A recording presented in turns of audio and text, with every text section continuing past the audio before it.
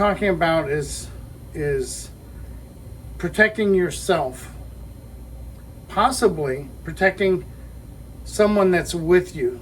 When you're talking about, self-defense as, well, I'm going to deal with anything in my sphere of influence, whatever I could see or hear. If anything's happened, I'm going to get involved because I'm a black belt.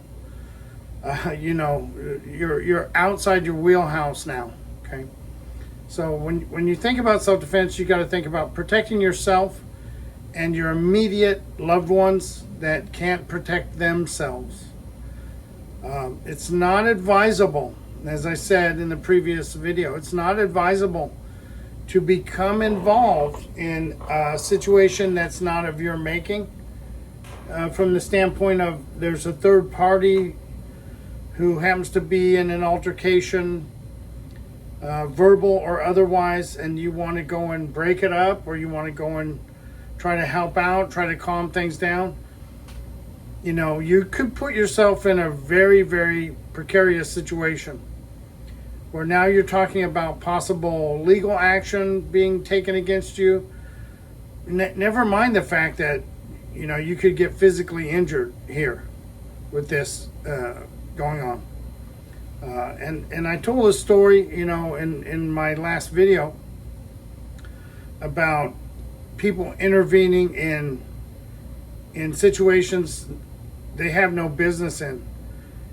In a situation where you're not involved and you see something going on, you should call the authorities. You should call 911. Unless you are 100% certain of what's going on and who is who's the good guy, who's the bad guy. Unless you're 100% certain of that,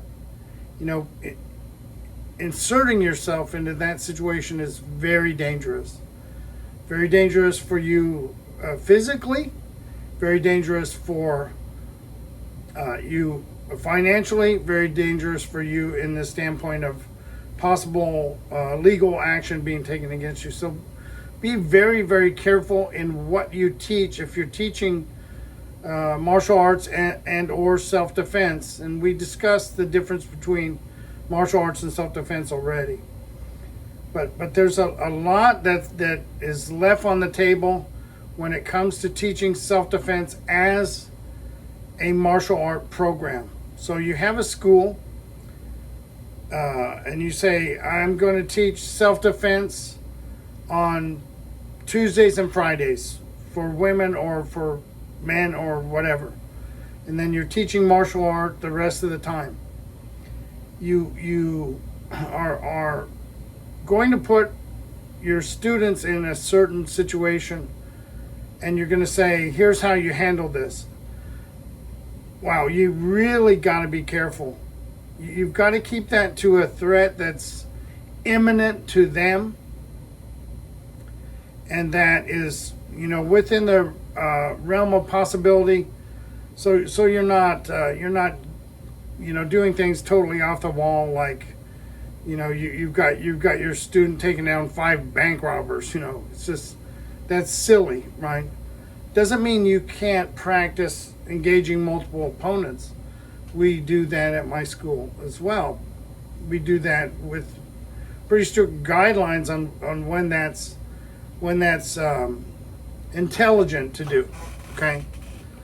So what I want to say is, when you're practicing self-defense at a martial arts school, or your martial arts school is geared towards self-defense, don't forget, you've got to teach them how to avoid the conflict, how to extract yourself from the conflict.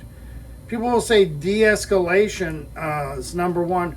I have to say, first of all, avoidance is number one.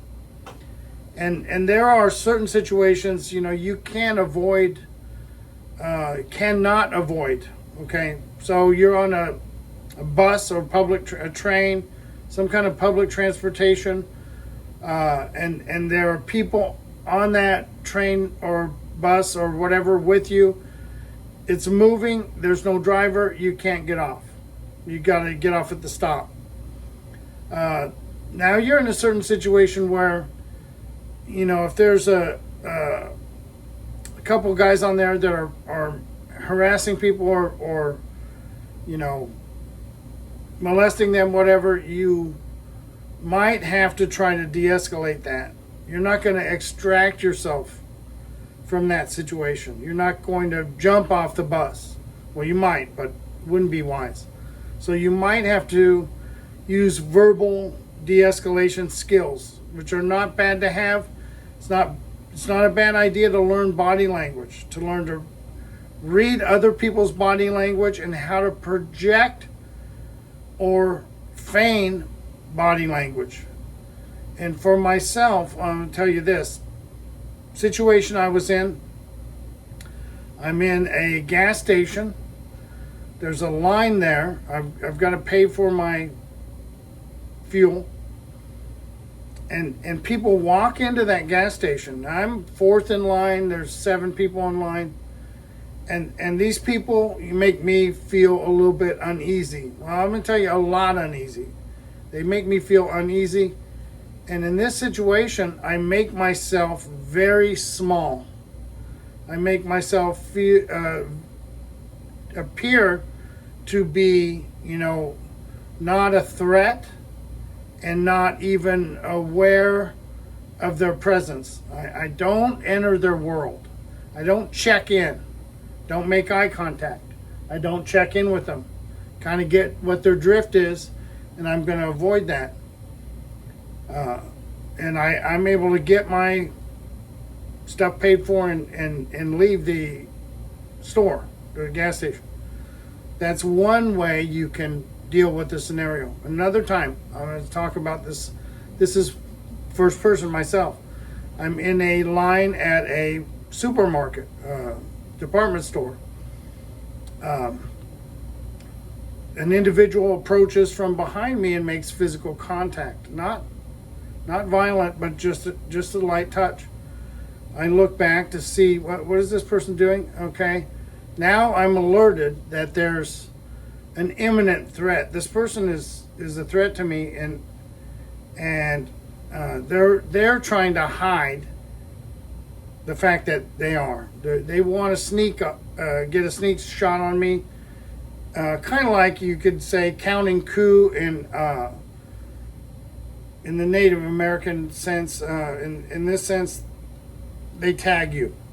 Okay, so I was tagged, and the person that was supposed to follow up on that was prepared to do that, and I spotted them, saw their intent, saw their weapon, saw their body language, and I prevented them from continuing by making myself big.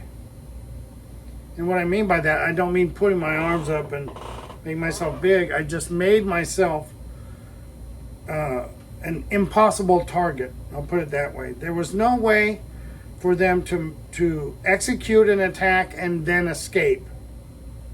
I took that away from them, and so the attack didn't materialize. That's 2 ways that I avoided physical altercation when there was a definite possibility of that. Definite possibility of that happening. Definite possibility of it being life-threatening. Okay? So this is something where I didn't use my 40 years of martial art training to punch somebody or strangle them or poke their eye or whatever. And excuse me again, it's pretty hot here. So these are things that need to be taught in a self-defense program. It can't always be, I'm walking down the street, someone bumps into me, and I say, what's up, and I start punching you. Or you start punching me, or you grab my neck and I punch you to get out of it. So much silliness involved in that. That's not real self-defense. That is very interesting, very fun to practice, motivating, but it's not self-defense. Because in those situations, you're fighting someone because of ego or pride. or you have some kind of moral indignation about their behavior. That's not a wise plan there, Mr. Instructor, to teach your students to put themselves in positions where, they could very well end up, in a legal battle and a financial deficit over that, being sued for money, maybe losing for their freedom, spending some time in jail or some kind of penalty, or they get injured and then have maybe some financial problems because they can't work, or any number of getting killed, or killing someone else now, for a reason you're not even, how do you validate that? I punched a guy because he said I look like an idiot, and he fell and busted his face on the curb, and now he's blind in one eye and he has medical problems he's going to have to be taken care of. Or the guy says something to my girlfriend, or he touches her shoulder, so you turn around and cold cock them, and they hit their head on the concrete, and now they're dead. How do you explain that? I mean, what's the justification? Maybe you're justified to punch them, but to carry it to the point where now they're hospitalized or worse, now you've got a situation on your hands you didn't plan for, and you didn't discuss, and you didn't talk about. So if you're talking about training in self-defense, I think you need to talk about the whole shebang. The martial arts aspect of it, training for timing, rhythm, speed, coordination, training in the scenarios, that's all important, and I believe that wholeheartedly. We do it once a week here. And then what about hey, none of this is worth fighting for. Put yourself in a position where you do not have to address the situation. Put yourself in a position where you can avoid conflict by simply leaving the area. Just leave the area. Just get in your car and go. Now, again, if you're in a situation where you cannot, then you must learn some verbal de-escalation skills and some body language, micro expression, reading, and projecting, so that you can non-verbally de-escalate situations. I